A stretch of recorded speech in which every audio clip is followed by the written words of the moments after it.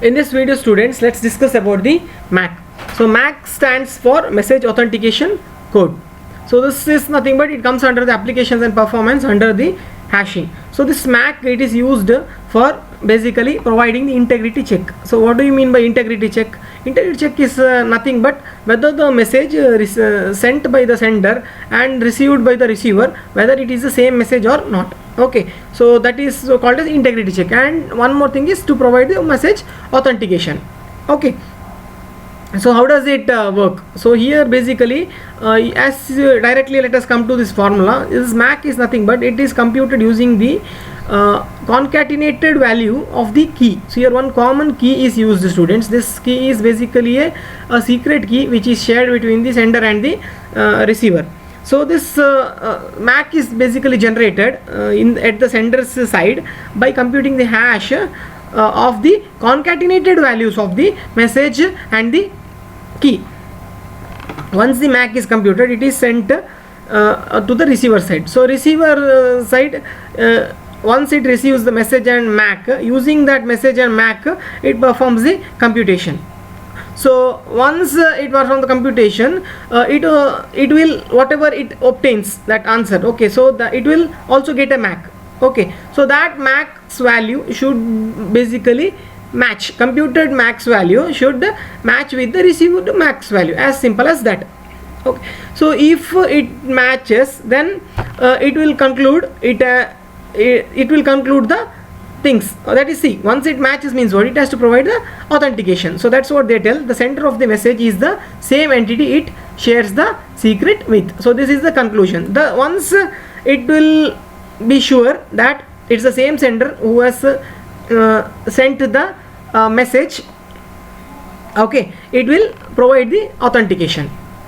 Then it will also conclude one more thing: the message has not been corrupted or tampered within transit. Within transit means during the duration of the this thing, from the, it's a basic transit is nothing but the time between the sender and the receiver. Okay, between the time the message takes to travel between sender and the receiver. So in that way, basically in that time, basically that message has not been corrupted. So that two things it will basically make sure. So by the first thing, it will make sure the authentication. By the second thing, it will verify the message integrity. So if the message is not corrupted, that means what? It's the same message which is sent. So that is what the concept of the MAC. So there are some drawbacks here. One is nothing but an attacker might obtain one or more message MAC pairs in an attempt to determine the MAC secret. Another thing is, first, if the hash function is one way, then it is not feasible for an attacker to reduce the input to the hash function that generated the MAC and thus recover the secret. One more thing is, if the hash function is collision resistant, then it is virtually impossible for an attacker to suitably modify a message so that the modified message and the original message both map to the same MAC value. So these are the things. So next we will go to the one more thing, that is nothing but the HMAC. Okay, so in this HMAC, this is one more, this is the one more way of computing the hash MAC. Okay, so here what they are doing is nothing but here they are using the key itself as the initialization vector. So this initialization vector is nothing but the initial message, initial piece of code what they are sending. Okay, so here they don't concatenate it with the message. Instead of that, here directly key only they are sending. Okay, so here you can see how do they compute the HMAC. So here what they are doing is nothing but, see students, here in this diagram you can see M is the message, H is the cryptographic hash. So SHA1, so this we are going to learn in another video, students. So what they are doing is nothing but the key K, students, they are not sending it directly, they are padding with zeros. Okay, so they will pad with the zeros. Now how do they pad? They pad before the key value. Okay, see, for example, if the key value is 0010, then they'll pad the zeros to the before the 0. Okay, before the 0, before the 0010, they are prepending it basically. Okay, so they will prepend it to form a 64 byte string. If the string is already 64 byte, then they will not prepend it, they will not basically pad it with the key. Okay, then they basically make the XOR. So this operation you can see there, plus, that is nothing but wherever you see the plus operation, that is nothing but the XOR operation. So they do the XOR operation with the constant, so that is basically called as IPAD. Okay, then they concatenate it with the message and the hash is performed on the result. Okay, along with that, students, they also XOR with another constant. So one is IPAD constant, another one is OPAD. Okay, so they prepend it with two constant. Okay, after that they compute the hash.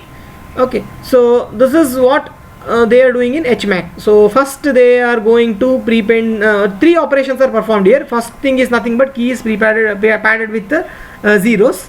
Okay, till it to form a 64 byte string. The next thing is nothing but they basically that operation, basically they are called as a this thing IPAD operation. Then they are concatenating it with a message and performing the hash on the result. Then they are doing the XOR operation, okay, on another constant. That another constant is OPAD. Then they find one more hash. So this is the what happen. This is how they compute the HMAC. Okay, so they are also telling that it provides an extra hash computation. So as you can say, it's not only one hash computation there performed, double hash computation is performed. So as the double hash computation is performed, it provides the more security. So that's what they are telling. Okay, so this is about the HMAC concept. So next is nothing but the digital signature. So let us see what is digital signature. So digital signature, it's nothing but the same secret that is used to generate a MAC on a message is the one that is used to verify the MAC. So let us just repeat it. The same secret, okay, which is used to generate a MAC on a message is the one that is used to verify the MAC. Thus the MAC secret should be known by both parties.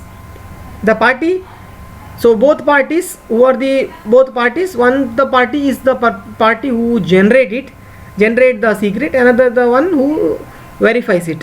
Okay, so both should know it. So the digital signature on the other hand uses a secret that only the signer is privy to.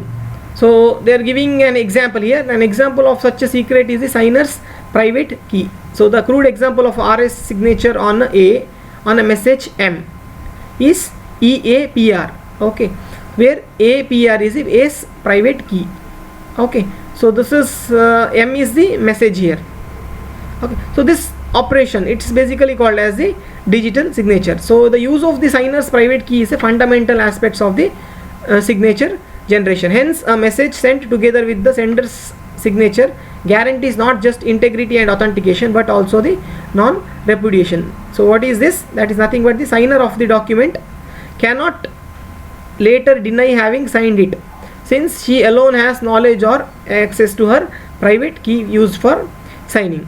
That is nothing but later on the person he cannot tell that I have not signed it or something. Okay, because he cannot fake there, because whenever he sign, he alone or he or she alone has the knowledge to access his private key which is used for the signing operation. And here the verifier needs to perform only the public key operation on the digital signature and the hash on the message. That is done using the signer's public key. So the verifying basically it is done on a public operation. See students, basically it is nothing but as we have already learned here, it's nothing but if you are encrypting it, see this is nothing but whatever I have highlighted, this is nothing but it is encryption of the message using the private key. Obviously the sender, when he is encrypting the message using the private key, okay, obviously the receiver will use the public key operation to decrypt it. So it's as simple as that. Using that they will conclude that if the value of the message whichever is received as same, then they'll conclude that it is the signature is authenticated. authentic means original. Okay, so if the results tally or the operations tally, then the signature is authenticated. That is what they will finally come to a conclusion. Okay, thank you. In the next video, let us understand SHA-1.